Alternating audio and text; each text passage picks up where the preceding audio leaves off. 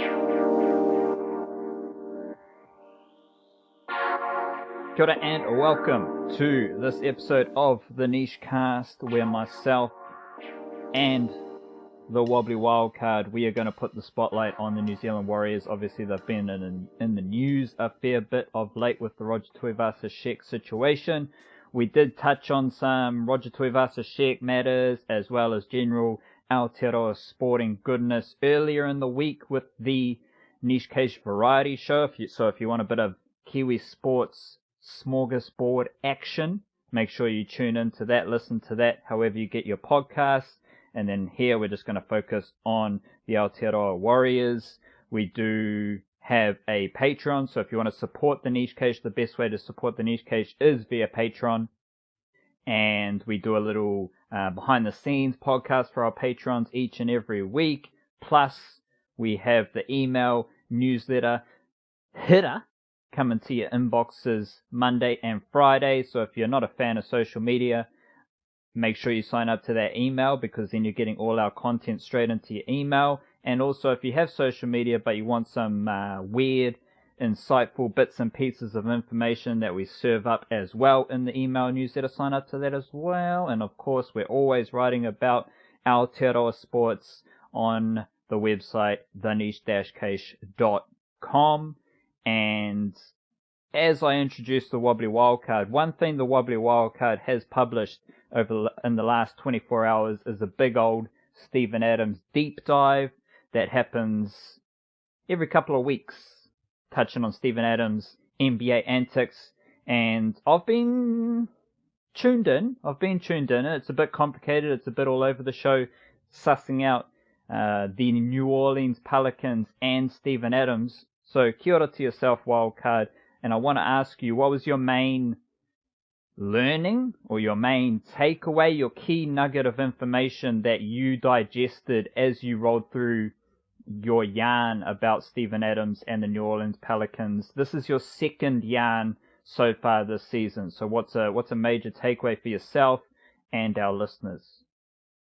Yeah, second one, I'm trying to keep to that kind of like every 2 weeks or so schedule, but I was a little bit slow on this one just because, man, it's weird because the games are so, like, they're playing every second day basically at the moment. You almost got no time, like no little window to actually take time, write and assess and publish something. But yeah, I got, I don't know, there's a couple things from this latest one. I think the major one that sticks with me is just this kind of trend that we're seeing with Steven Adams has had a couple of enormous rebounding games.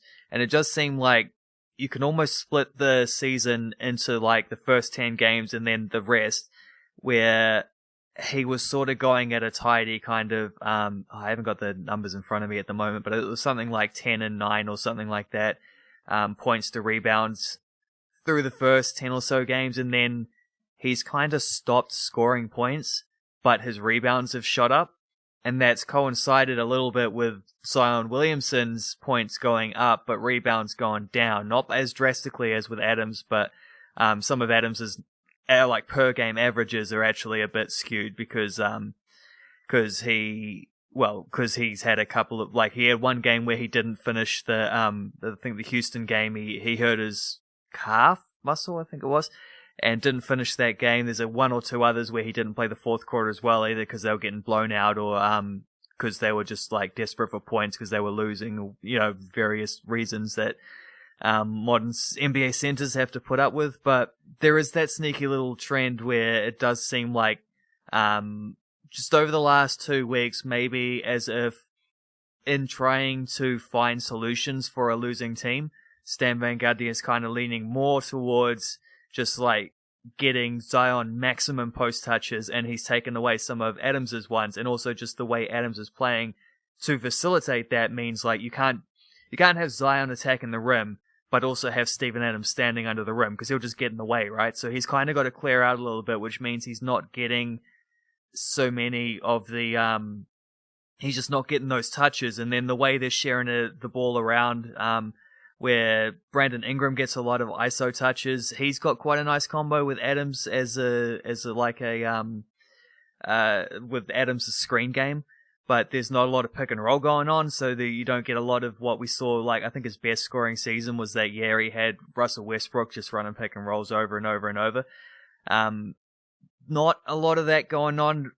Eric Bledsoe is a guy who probably could do a lot of that with Adams, but Bledsoe's not getting a lot of the ball just because of how they're trying to share it around. And Lonzo Ball is another one who's a very good passer and, very much a pass-first player, but being asked to play as a shoot-first player, which is awkward. And that's why I think you're going to probably see Lonzo Ball traded over the next few weeks. But yeah, it's an interesting one because there is trade stuff. Like JJ Redick's almost certain to be traded. He hasn't even played the last 3 games. And it's like been not just rumored, but reported he himself wants to be traded, has asked for a trade. He wants to go back to the East Coast where his family is and whatnot, which is all fair enough for a guy at the other end of his career, particularly if he can find himself on a contending team. I think this is all very subject to change. Like it's been something that's evolved over this little trend of Adams's, with his stats. It's something that has evolved over the course of a couple weeks based on something that had evolved over the course of the first couple weeks with, this being a new team and everything was kind of starting from scratch. And then for the next couple weeks, it could be something completely different. It's all kind of fluid and weird at the moment with the Pelicans as they try to settle into as they just try to find some kind of grounding in order to win them some games of basketball. But yeah, I don't think Adams is the kind of person who will complain whatsoever if he has a game like he did the other day where he has 4 points and 20 rebounds. I think he's just looking at the scoreboard and saying, did we win? Yes, sweet as. That's the only stat that matters. The other big bit of news that we've had in the recent days has been the Blackcaps sealing a spot in the World Test Championship final. And I thought this was a real interesting wildcard because the Blackcaps lost the ODI World Cup from some, let's say, just the stars not aligning. Like, it wasn't necessarily cricketing skill. It was just like, oh my God, that happened. What's going on? Like, it just felt like, for whatever reason, the Blackcaps weren't meant to win that World Cup. Like, it was just how things played out, and it was a bummer. It was a bit of bummer.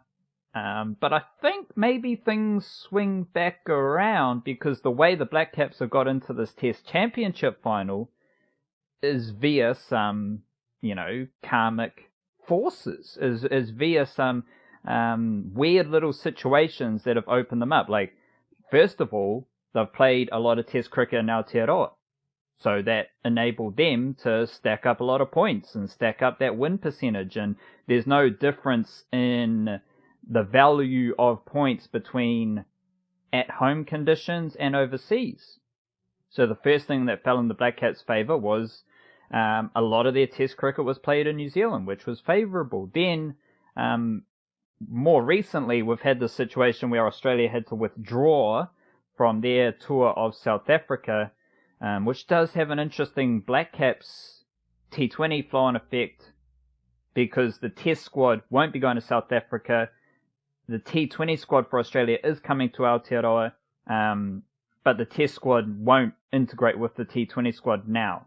So we still have the same T20 squad that was initially named by Australia to tour Aotearoa, even though there is no Test series for Australia, which is why they split their squads.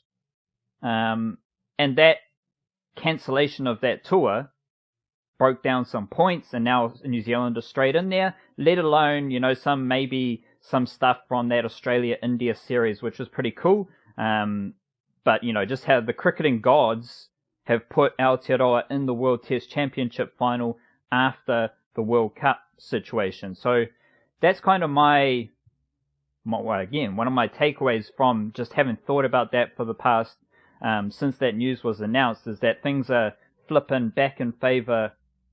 Or maybe it's destined, maybe we're talking about destiny here with the Blackcaps Test Championship. This team's been together a long time. They're building towards this. And I'll finish that those musings with the fact that all this mid-year Test cricket for Aotearoa is going to be overseas.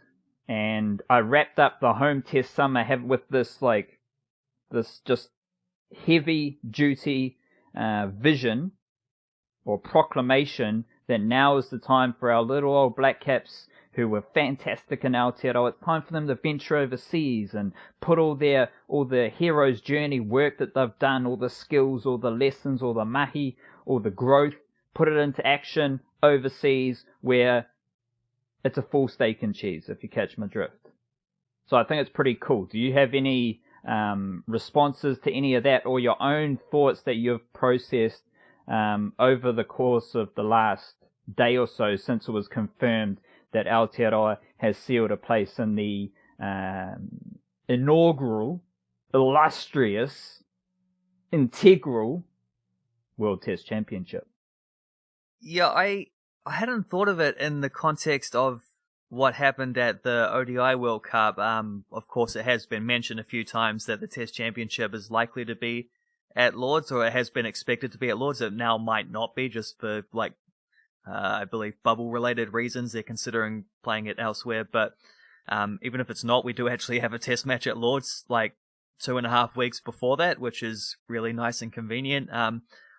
I hadn't thought of it just from that sort of almost karmic perspective, but yeah, it's having thought of it now since you brought it up. I like that. I like to think of it as like a cosmic wheel alignment. You know, we got royally screwed over in one, and now we've had a little bit of luck coming back the other way. But I mean, yeah, I've been slightly disappointed, I think, with the way some of the sort of the wider Blackcaps conversations I've seen being had over the, people saying that we did get lucky in, terms of, it's fortunate that Australia is not going to South Africa, but even if they had gone, they would have needed to win at least 2 games in a draw or win all 3 games to overtake us, and that was, I won't say it's unlikely, because Australia is a better cricket team than South Africa, but there were reasons to think why South Africa and Australia and, coming off a series defeat against India might not have been in the best state of mind, or just generally in the best form.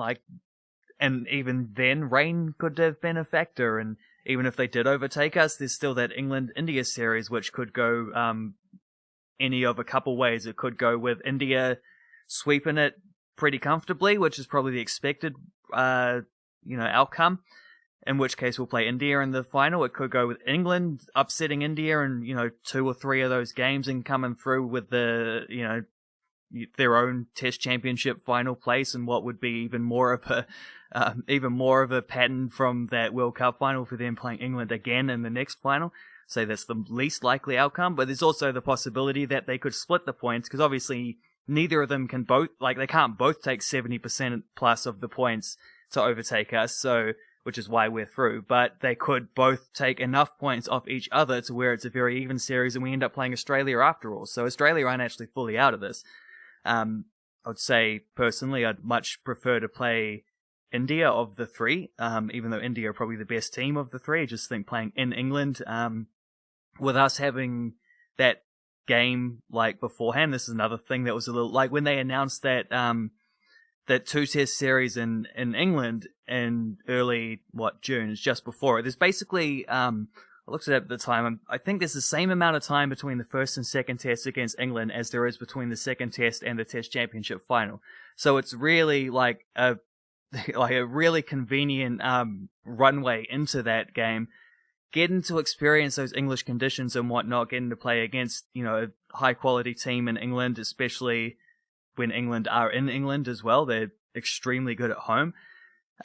All quite nice, fortunate aspects. I do wonder if that had something to do with that way that World Cup went as well, because we did win a lot of fans from the old neutrals, and it's something that pisses me off as well. It's this whole a lot of the conversation from around the wider cricketing world is how nice it is to see the Blackcaps in the World Test Championship final because they're everyone's second favourite team. I'm I don't want to be everyone's second favourite team. I want them to hate us because we keep beating them, They like us like that because we keep not winning these tournaments even though we do really well and coming close. It's about time that we actually won something. But, I don't know, there's I could probably go on for a lot longer, but we should actually get into some Warriors chat. But there's a lot of interesting things about this Test Championship final. And I've just been focused on how we can make the final up until this point.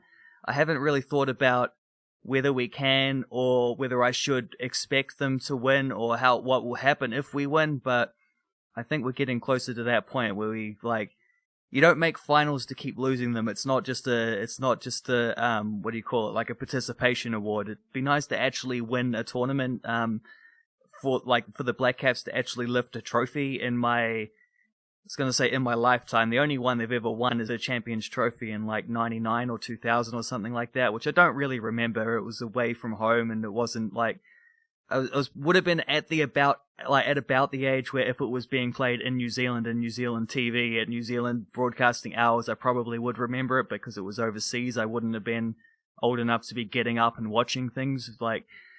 It would be nice if I could experience the Blackcaps to win, and I know there's probably close to 5 million other people who feel very similar about that. Yeah, everybody's second team is interesting because it's the Blackcaps are just Kiwis, right? They're just Kiwi lads, and Kiwi lads are pretty nice. All Kiwis are pretty nice. The Blackcaps aren't doing anything extraordinary as far as being Kiwis go, but that serves a purpose as far as some cricketing god karma things go. If you're just the GC, if you're putting good energy out on the cricket field as the Blackcaps do, it will swing back around to you. The end product we don't want is being people's second favourite team. We don't want to be the nice losers. We do it as Kiwis to get the good karma, ensure that our karma situation is balanced and straight. We don't do it so that we're the losers. It's a very different, it's a very, good way to slice it as you pointed out there. Right, let's slide over to this Warriors situation. And I want to set this up because it's a very interesting juncture because I went through a range of emotions with the Roger Tuivasa-Sheck situation, and then you yourself as a Dragons fan, you escaped the Israel Folau signing, but you did farewell Cameron McInnes, who is extremely similar to Roger Tuivasa-Sheck because Tuivasa-Sheck started with the Roosters, moved to the Warriors. Cam McInnes started with the Rabbitohs, moved to the Dragons, and both gained a beloved stature within their clubs, and now they're both moving on from those clubs where they gained a beloved stature. It's a bit torturous, but such is professional sport. But that leads me to how I'm processing the information I've received over the last week and how it sets up this season, and also in my coverage of the Warriors, because I've got 2 rugby league hats. I've got my Kiwi NRL hat, or my goggles, or my lens, my perspective, my persona that I take on for that. Kiwi NRL is just all the New Zealand players, or players from any cultural ethnicity who play their junior rugby league in New Zealand, and then filter through to the NRL. Then I've got my New Zealand Warriors diary, where I become a Warriors fan. And for much of that Warriors diary, the emotional roller coaster of stepping into that, persona, into that perspective, became a bit too real, in the sense that it filtered over into who I was as a person. You get good Warriors news and you're like, woo! And then you get bad Warriors news and you're like, ah! And it was just tricky for me, as someone who, you do it yourself, we kind of move in and out of these different perspectives across different sports, and we dive into that perspective and then we step out. I was struggling with how the emotions of stepping into the Warriors perspective then impacted my view upon different matters. And Warriors fans don't need to be retold this, but I'll throw it up in a different way. Let's take a look at last year and just the emotional roller coaster of last year, because you had the first 2 games of the season, which were 2 of the most difficult rugby league games to watch I've ever experienced. And they just happen to be Warriors games. They were utterly terrible in the first 2 rounds of last season. They lost to Newcastle Knights, then they got smoked by the Canberra Raiders, then COVID hit. And it was kind of disgusting. Then, so that's the starting point of 2020. Then you go into COVID hits, and the Warriors get like a massive PR boost because they're the team who has sacrificed the most to keep the NRL season going as per usual. So now there's a lot of good energy around the Warriors. And mediocre footy, but from an emotional low point at the start of the season, then you hit this emotional high where the Warriors are everyone's second favourite team, to use that again. Then you've got the Stephen Kearney coaching situation. It's like, that's a mess. So that becomes another low point. Then you're playing good footy under Todd Payten. And it's like exciting, it's invigorating, and that's another high point. So literally over the course of one Warriors season, you had 2 major low points, and you had 2 pretty good high points. That's one season. Warriors fans have been experiencing that for like 20 years. So it's pretty messed up. It's pretty messed up, and it all just led me to a point where I'm like, I just want to have fun. I don't want to, for my own sanity, when I step into the Warriors' perspective, I don't want to be necessarily fully engaged in that emotional roller coaster. It's not exactly healthy.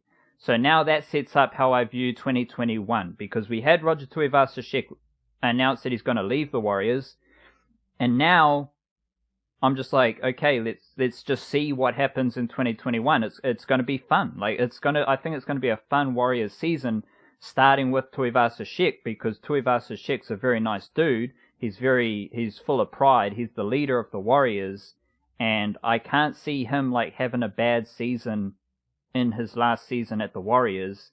So it's like, okay, yeah, from an emotional Warriors perspective, you're like, fuck, I just want Roger Tuivasa-Sheck to stay. Oh my god, why is he leaving? And also those dramatic ideas that we've seen in the mainstream media. They're like, oh, where to now for the Warriors? The Warriors have botched this. It's all those stories start to come out.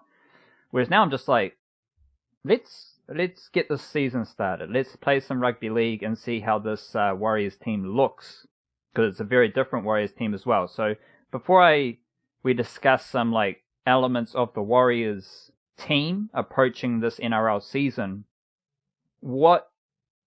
talk us through how you've observed the Roger Tuivasa-Sheck situation, and then experiencing being a Dragons fan and losing Cameron McInnes. What are some key insights? You don't need to tell the whole story of your Dragons fandom, just some key insights that you've gained in reflecting on Cameron McInnes and Roger Tuivasa-Sheck with their respective clubs. Well, neither of those things are things I saw coming whatsoever. The Tuivasa-Sheck rumours are just a regular thing. It's one of those, you could set your watch to how often you'd hear Tuivasa-Sheck linked with rugby union, what do you call it, conversion, I guess. It's happened many times with very little substance behind it, so when it happens again, seemingly with a bit more substance behind it this time, your brows perk up a little bit. Okay, where are we going with this? But I didn't necessarily take it seriously till I heard that they were having a press conference, and then I was like, okay, well, I guess this is probably happening then. You don't call a big press conference with the coach and the CEO to say, nah, there's nothing to this. You just put out a tweet saying there's nothing to this. That's all that has to be. So that one came a little bit out of the blue, but you did get a little bit of a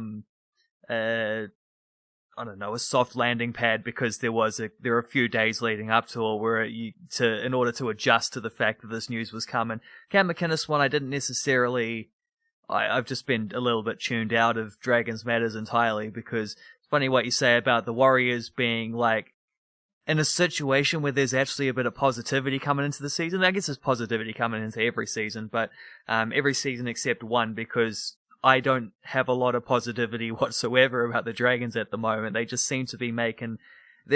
for several years, they've been a club that makes bad decisions mixed with I don't know if it's bad decisions mixed with some good decisions. There's always it's the thing about these as well is you don't know till hindsight whether something was a good decision or bad decision. They're really only ever judged on the outcomes rather than the intent. So you get some right accidentally, you get some wrong. Unfortunately, it's kind of the way these things goes when you're running a large sporting organization.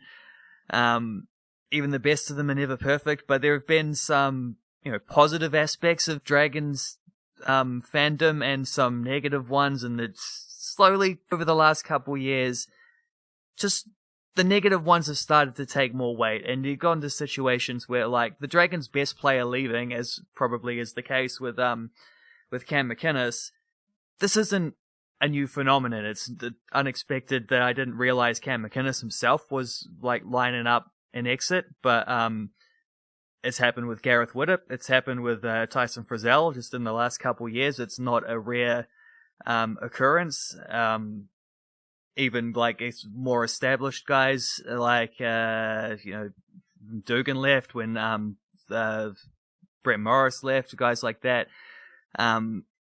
They have had a little bit of trouble retaining players in amongst like the free agency type thing. So yeah, that's troubling. I think the thing that just comparing specifically the Tuivasa-Sheck and Cam McInnes situations, though, I think the thing that stands out there as a major difference is that it seems like Cam McInnes probably could have been retained. Like, the Tuivasa-Sheck thing, everything happened in good faith, like a full cooperation with the team. They understood where the player was, they understood what he's done for the club and everything, and it just seemed to have a lot of good vibes around the whole process. Certainly no bad ones, at least. With the Cam McInnes stuff, it sounds like they just didn't offer him a contract, and they could have, and they didn't. And then the terms he's supposedly signed on for Cronulla are definitely not terms the Dragons couldn't have matched. It's very much a strange situation. If the guy is looking to leave an established team where he's been like, a club captain for the same terms as he was already on, like not for a pay rise, if that's the case, like then that's also a bad reflection. Like, they either didn't offer him enough money, or they did, but he chose to leave anyway. It sounds like they maybe didn't really offer him anything at all, which is strange. The whole thing is strange. Even his role last year, when he turned from being one of the better dummy halves in the league to playing as an undersized, lock forward, and also doing a good job of it because he's that kind of dude. But the whole thing is very strange. And then you even get this, like, on the same day as that happens, you've got the situation where the whole thing, this is the aspect, like, I can understand that from football perspectives, the McInnes thing, but the Folau stuff is maddening to me, because it's like, it was just from what it sounds like happened. They released the fact that, like, they leaked the fact that, they were considering bringing, or that they had applied for dispensation, or they were, considering bringing Israel Folau in. They leaked that fact to the public in order to gauge public sentiment. Public sentiment was typically, as you'd probably expect in that situation, like very negative towards that decision, so they don't do it. So what you get is a Dragons club who get all of the bad press for trying to sign Folau without actually signing Folau, which is ridiculous. Like, this, I don't know, that club is a mess right now, but I do think that situation, comparing the Tuivasa-Sheck, like, and how the good faith that was done, and versus just the shadiness that seems to be going around with the Dragons and the way that they didn't retain Cam McInnes, I think that's an interesting parallel, because as you say, other than that, there's a lot of similarities in how those two situations went down, but I think there is also that one dissimilarity where the Dragons come off looking awful and the Warriors come off looking really good. Indeed. So you think the Dragons did like a little taster? 100%. I think they'll dip in their toe in the water to see if it was cold enough to swim in, or warm enough to swim in. The two players I keep mentioning to you when we talk about this are Patrick Herbert and Stephen Masters, which is like the lower end of the squad, but they're like two highly decorated Kiwi NRL youngsters. And then, as you mentioned, you've got all those players at the top level as well. So it is pretty interesting what the Dragons are up to. And obviously, they had a niggly old season last year, a wild card. But we'll stick to the Warriors here. You mentioned so a couple of ideas that I've had with the Warriors. One of them is the identity and the playing style, and I think the lock forward or like the smaller middle forward position might have some sort of impact on this. So to go back again, another parallel with Cameron McInnes is at the Sharks, he seems like he's eager to play in that middle forward position because the Sharks have like Jaden Brayley, who's a really good young dummy half in their system, and Cameron McInnes seems open to it in a similar role as Brandon Smith. And a key issue for me with the Warriors under Stephen Kearney was a lack of playing style or identity other than like a really average version of grit and grind, which they weren't even like good at. So it's hard to nail that as a identity for fans and the team itself. Like, how do we want to play rugby league? This year's very different. Starting with the roster, so now it's very different in terms of like there's a clear identity with the roster, but still need to see how the Warriors play rugby league footy under Nathan Brown. But a lot of noise has been made about the Warriors' forward pack size, but these dudes are all very mobile. Adam Finucane-Blake is powerful, he's mobile, he's got footwork. Kane Evans is big and he's mobile. Ben Murdoch-Masila, what does he do? Big, mobile, footwork. And you chuck that around, like, that can offset the slightly slower nature of Lisanar Mao, and it also works well with the run it straight style of Bunty Afoa. He's a bit smaller, but he runs pretty well. He just doesn't have the nimble feet of an Adam Finucane-Blake. And I think there's just a better balance to the forward pack that is better suited to the NRL now because it's all just power, footwork, and mobility. The third middle forward position, though, is probably going to be most interesting because last season, Tohu Harris started as an edge forward, then he would play a lot of minutes in the middle of the field. Now the Warriors have Ben Murdoch-Masila, who has developed as an edge forward to get to the point where he is now. The Warriors have Jazz Tavanga. Now, Jazz Tavanga is more similar to that Cameron McInnes, Brandon Smith type of middle forward, which is very interesting because like Tohu Harris he can play middle forward well at a very high level because he's got the work rate, he has great footwork, he has great skill, and that's like he's big enough to deal with all the contact in the middle, but he has like a extra skill set that adds value to your middle forward crew. So it's like, do you go big or small? Because Jazz Tavanga and Tohu Harris are similar with how they play their rugby league, but they're two different statures. We've also got Bailey Sirinen, who I'm very excited to see how he plays for the Warriors in a variety of positions. Plus the Warriors have Iliasa Katoa and Jack Murchie. So between Katoa, Murchie, Ben Murdoch-Masila, that is 3 edge forwards who can all warrant like a decent amount of game time. Tohu Harris can play edge and middle. Bailey Sirinen can play edge, middle, centre, as he did for the Rabbitohs last season. And from that, I think we're going to get a lot of insight into how the Warriors go about building a playing style and playing identity, because if you've got Ben Murdoch-Masila on one edge and you've got Iliasa Katoa on the other edge, holy guacamole, that's powerful. You've got 2 extremely powerful ball runners on either edge. That just opens up a lot of different set plays, attacking schemes, and exciting things for the Warriors. And Cameron George is manning a camera over in Australia. He started with his own personal Facebook page, and now it's changed to On the Road with Vodafone Warriors. And he was having a chat with Iliasa Katoa, and every time I see Katoa play, or hear him talk, like, he is an impressive young man. And I think he will do a great job of second year syndrome, just with his work ethic and what he offers as a player. So how do you have like any thoughts on who should be playing an edge forward, who should be playing a middle, or any questions stemming from that? Because I do think like Katoa at a stretch could play through the middle. Jack Murchie has featured sporadically as a middle forward. Then you've got Tohu Harris and Jazz Tavanga, who were legit middle forwards last season. You signed Ben Murdoch-Masila, who can play edge and middle. There's a lot of... Maybe this is a key idea here, is that there's a lot of crossover between those roles and positions. And that tells me that their recruitment is far better suited to the NRL now, because to be a middle forward who can play on the edge, you need a lot of mobility.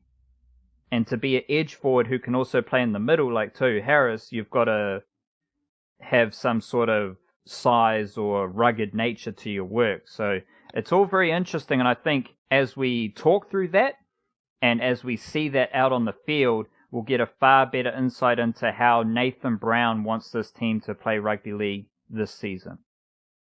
Yeah, that's the point I was kind of hovering on while you're saying that, because it's the Nathan Brown factor, and maybe that's partly because he's also another one who has that that, like this podcast itself, that connection between the Warriors and the Dragons, being a former, I'm pretty sure he was the Dragons coach when I first started following them.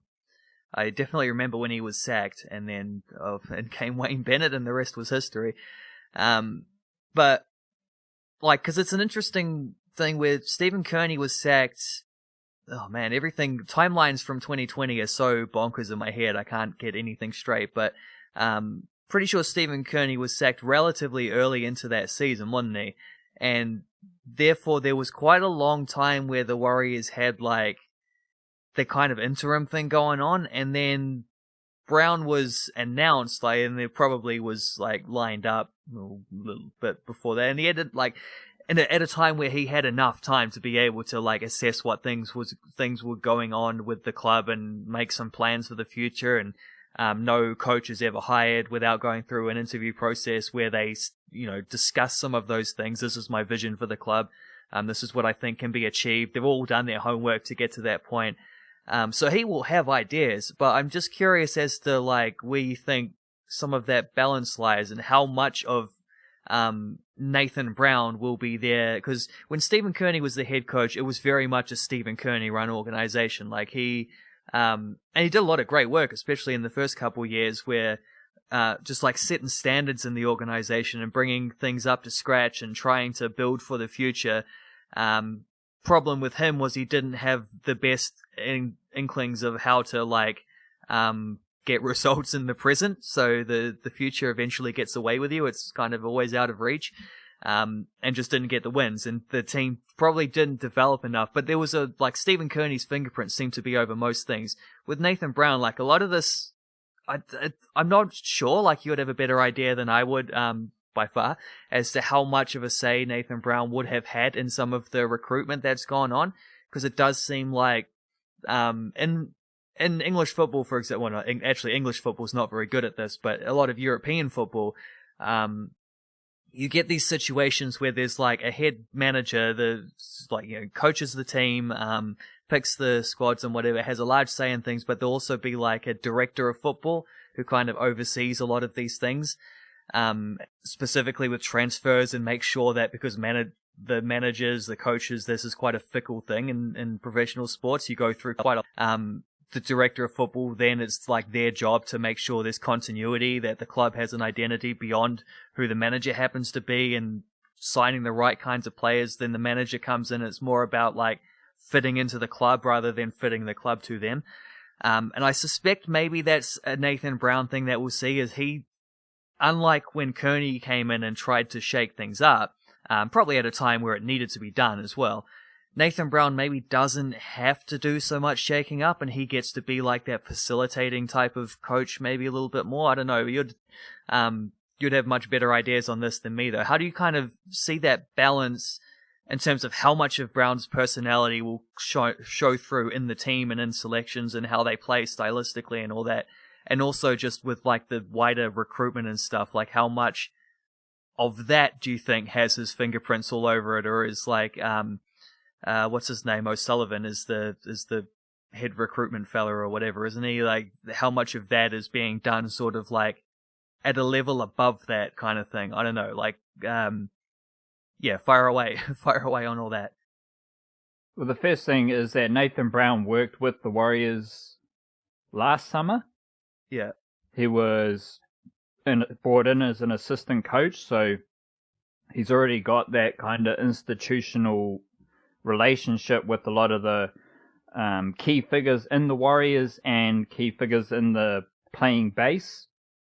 So he would have, what I suspect, like just connecting dots and reading through the tea leaves, is he would have seen the Warriors, but there was a period where Nathan Brown didn't want the job. Like they were on a hunt for a coach, and then Nathan Brown just wasn't like keen.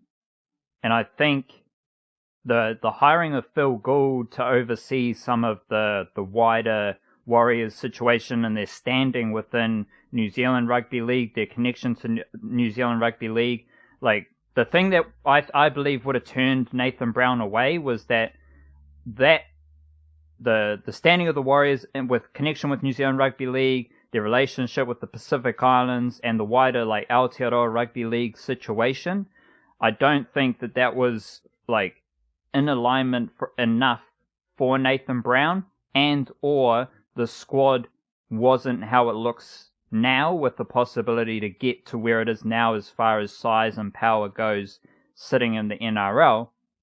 Then Nathan Brown's job gets a lot easier when Phil Gould is brought in. Remember, I say this a lot, Pete O'Sullivan and Phil Gould were the two biggest takers of rugby league talent from New Zealand with their various club roles in Australia. Now they are both working for the Warriors.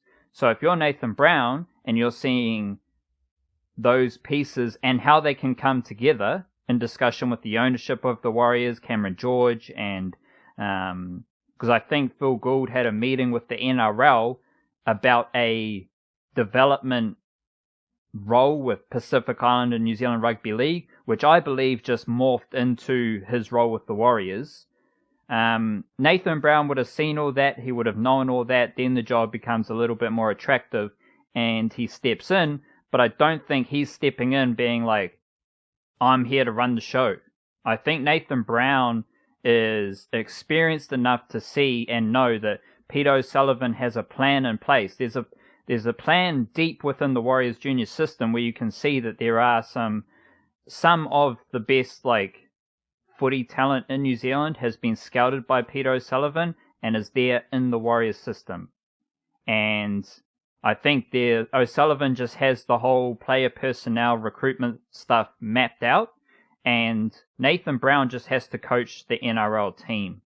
And I think that is the most important thing. He needs players that can help you win games in the NRL, which goes back to size, power, speed, and skill, as well as like the intangibles, work ethic, effort, and stuff like that.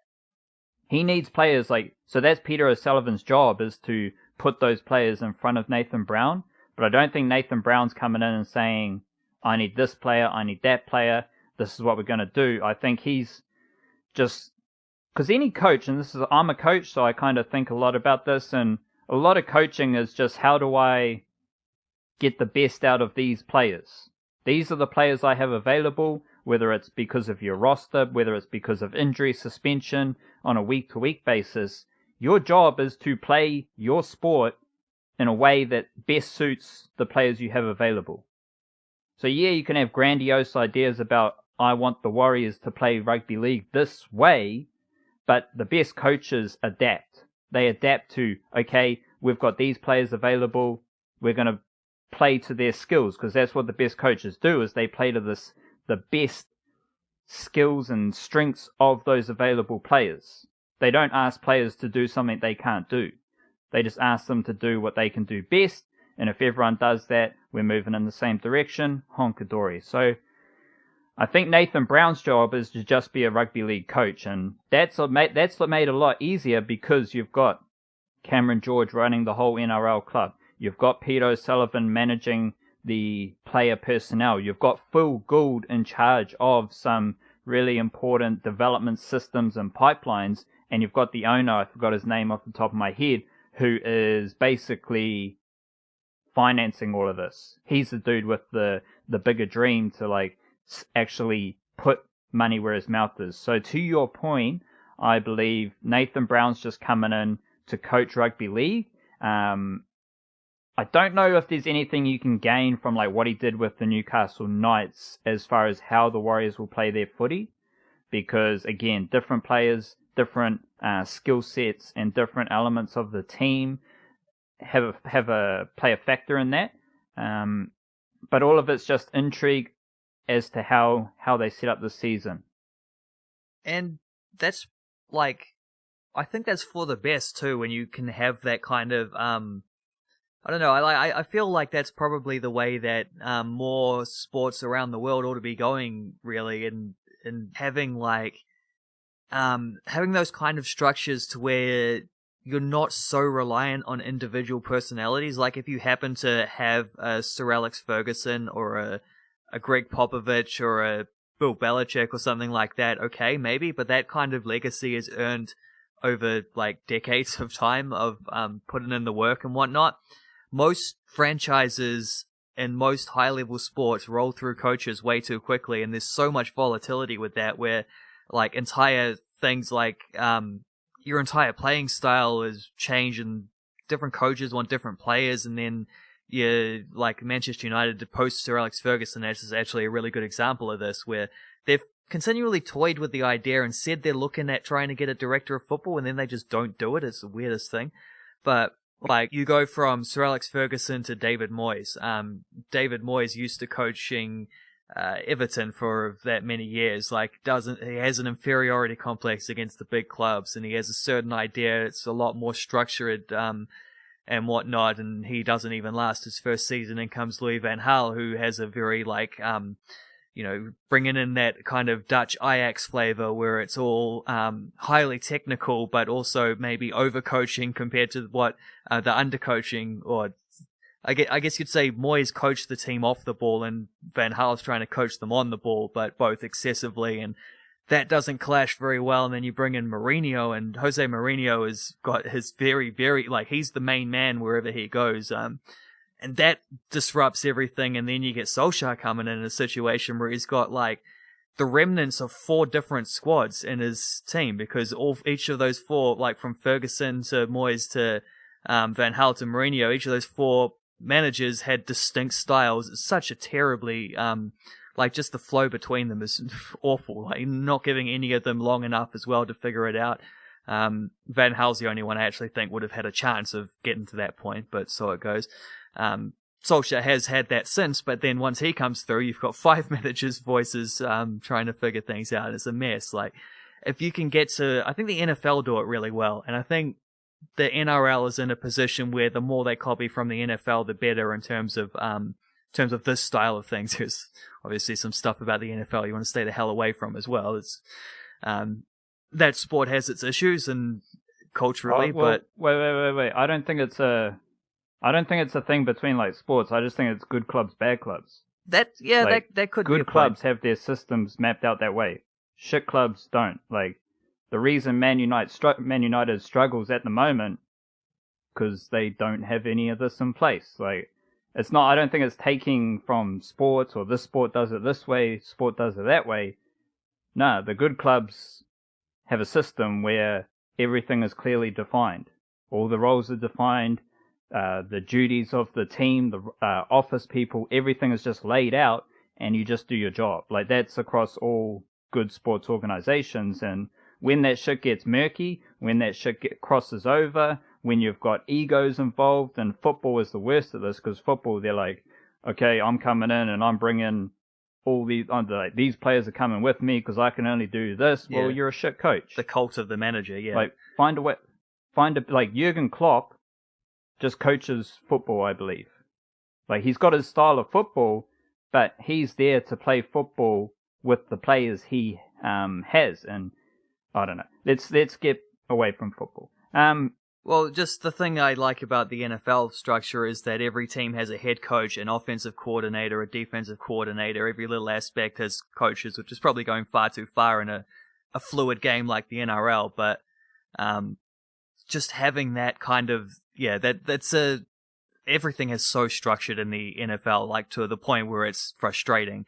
But just having those very defined roles, I think that makes a lot of sense. I think that you get to that point, the NRL is in a good position to be able to do this kind of thing.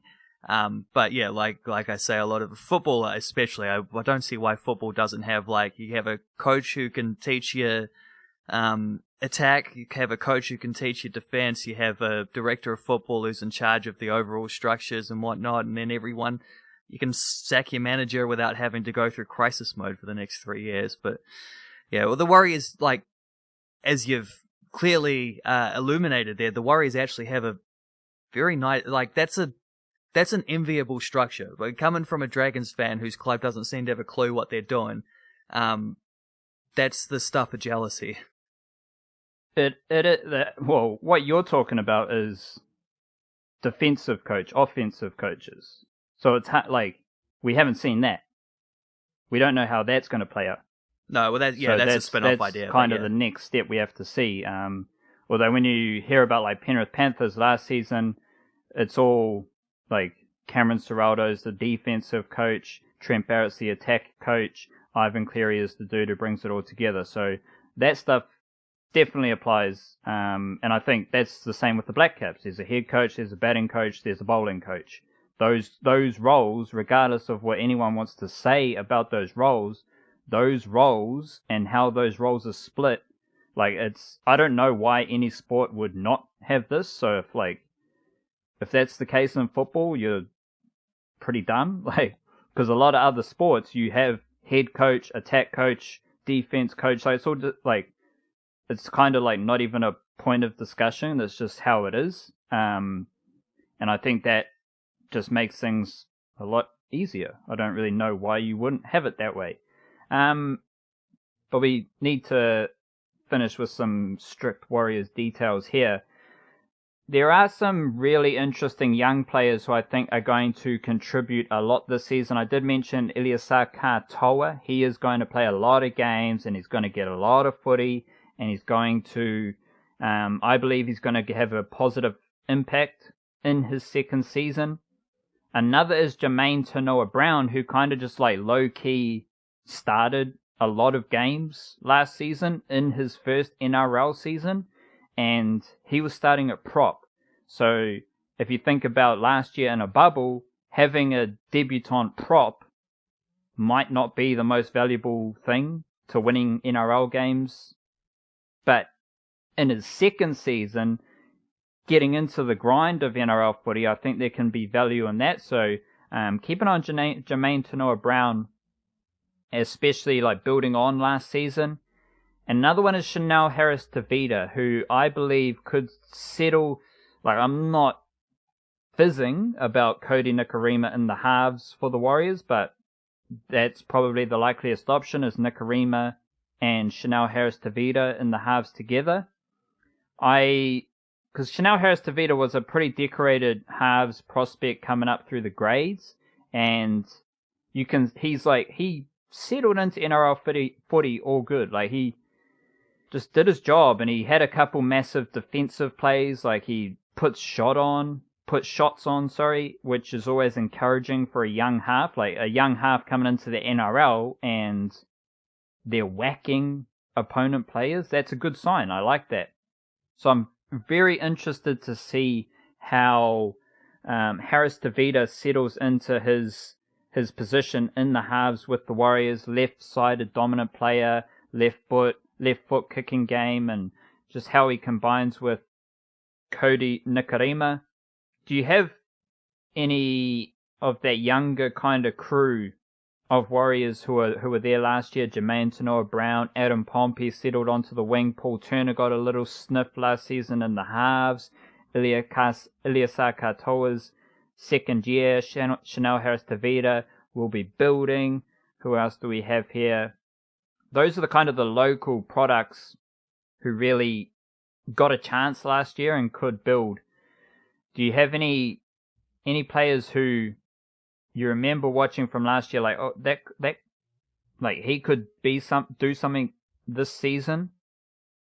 Well, Kato is the one dude who you look at from the guys you listed, and you're like, this guy has the highest chance of going the furthest. And so like just watching the dude most likely to a guy who could potentially be the best player for this club one day, like that kind of thing is always just thrilling to watch. Pompey's an interesting one though, because that actually crosses over with something I did want to ask you as well, which is like last season with the bubbles and the quarantines and the whatnots, not a lot of Ken Maumalo or David Fusitu'a there, and the Warriors therefore kind of pivoted, and Pompey was one of the guys who got a lot of opportunities after that on the wing. They obviously had to pivot from who they had, and like there was old mate Jennings coming in on loan and situations like that. But something that I remember you explaining on the podcast a while back, like at the time, was it's not just a change of personnel, it's actually a change of style. Like they went away from kind of like the Ken Maumalo power runner kind of winger to speed and footwork and just like getting out in the front foot and whatnot. And how do you see that balance going this season? Like, is it just straight back to the big dogs that were already there, like two extremely high performing NRL wingers, or is there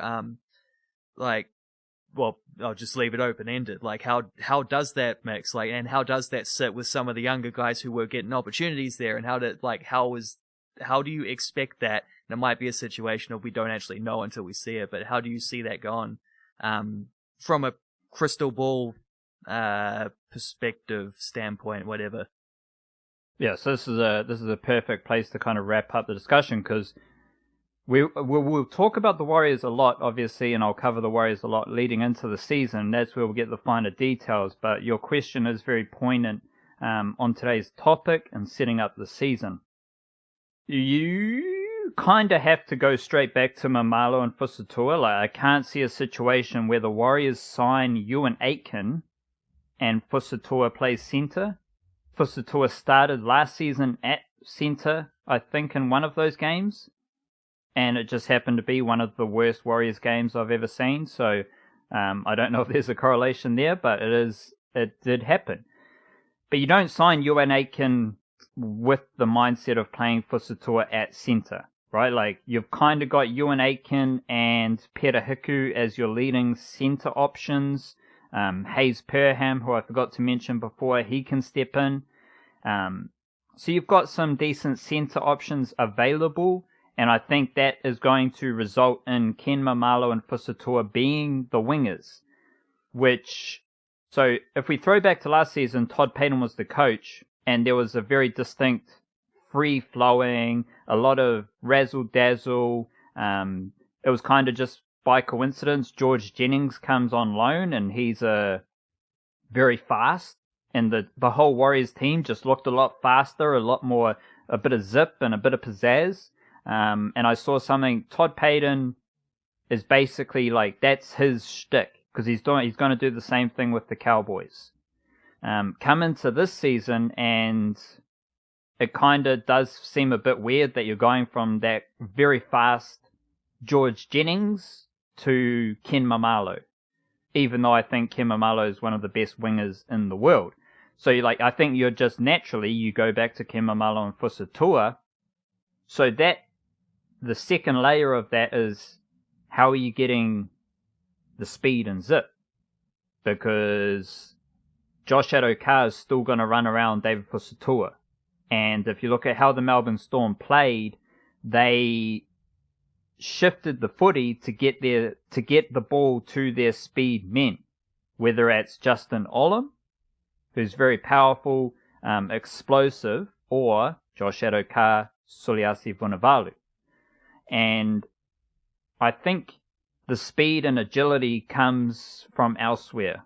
So I think you're still going to have those big wingers, but as far as the impact that then has on how the Warriors play their footy and their playing style, I think there's going to be a greater emphasis on the halves running the footy, Cody Nikorima especially.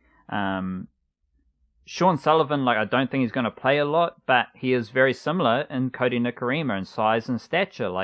The new rules, a lot of these smaller lads can impact the game with their speed and their footwork. Maybe Paul Turner is a factor with his little shimmies that we saw last season, but I think a bulk of this is the mobility of the forward pack. So you might be able to carry a Jazz Tavanga in your forward pack because he doesn't need to make, even though he does, he's really efficient with his work. He might have 90 meters off 8 runs and a couple offloads, tackle bust, and whatever. But you can make up for Jazz Tavanga's 50 meter, Kemamalo's, he's running an extra 50 meters naturally, and that compensates for the lack of that extra 50 meters with Jazz Tavanga. So having those bigger wingers might enable you to play a bit more mobile through the middle, because you don't need those big boppers through the middle, big boppers as far as big chunky dudes. You don't need those big boppers through the middle when you have enough outside back support to make the meters through the middle. But I think definitely Mamalo and Fusitu'a are going to start. Expect maybe more running from the little blokes to compensate for that lack of speed. And as I've said numerous times, there is a clear objective with their forward pack for greater mobility and agility. The blueprint for the Warriors forwards at this point in time is size and mobility. That's basically boil it down. So that's really important because it gives them a little bit of extra zip through the middle that might be influential. But I think going back to someone like Chanel Harris-Tavita, Cody Nikorima, Wade Egan getting out of dummy half, those things are going to be very important this season because you've got Fusitu'a and Mamalo back on the wings, and suddenly the Warriors have to look for that agility, that footwork somewhere else away from a couple of the quicker blokes they had last season. And excuse me for having been out of the loop on this, but is it Harris-Tavita and Nikorima following on in the halves? That they didn't sign anyone else, did they? No, I think they'll be the incumbents. The starting option. You can play. Hayes Perham can play a number 6. Sean Sullivan is halves cover, and Paul Turner made his debut last season as well. So Paul Turner's probably the most exciting depth option in the halves that you want to see. As I mentioned in the variety show, Roger Tuivasa-Sheck's departure could give Rocco Berry a bit of game time this season, depending on how those things go. He'll be another depth option to keep an eye on. Rocco Berry could be a number 6 at a stretch, but that's a stretch, and we'll move on quickly from that one because I don't think that will happen. But if there is a area of weakness, it is a controlling, dominant half. And I don't have a lot of confidence that Cody Nikorima is that bloke if he is going to play number 7. Chanel Harris-Tavita might be that bloke, and that will be cool for the Warriors. So watch this space, I reckon. We'll see a lot we won't see a lot how the NRL team shapes up, but we'll gain a lot of insight with there are some housekeeping notes because the Warriors do have some players. I think they might have 6 or 7 players in the National New Zealand Under-20s competition. So Auckland Rugby League has 2 teams, and the Warriors have a couple players in those 2 Auckland teams. Then the extra Warriors players, the younger fringe NRL squad players, they will be up in Redcliffe with the Redcliffe Dolphins. And just on that to finish with, so Carl Lawton is out injured at the moment. I'm not sure who has been named in the Warriors development squad. But the Warriors do have two very dynamic dummy halves coming through. You've got Taniela Otakulo, who is an Otahu Leopards junior, and you also have Temple Kalepo, who was part of the King's College First 15. I think one of them played SG Ball. It might have been Otakulo last year. They are very explosive dummy half prospects. So with Carl Lawton out injured, I wouldn't be surprised if one of them made their debuts this season. And then if we're, again, going back to like, where does the speed and footwork and agility come into it? I think that's a key element of a lot of the Warriors' prospects, specifically with their two dummy half prospects who are, like, it's a bad example because I think Manase Fainu might be in some trouble with, like, having allegedly stabbed someone in Sydney, and they're also, I think they're both Tongan, so that's another weird part of this example, but Otakulo and Kalepo are quite similar from what I've seen to Manase Fainu with what they do around the ruck.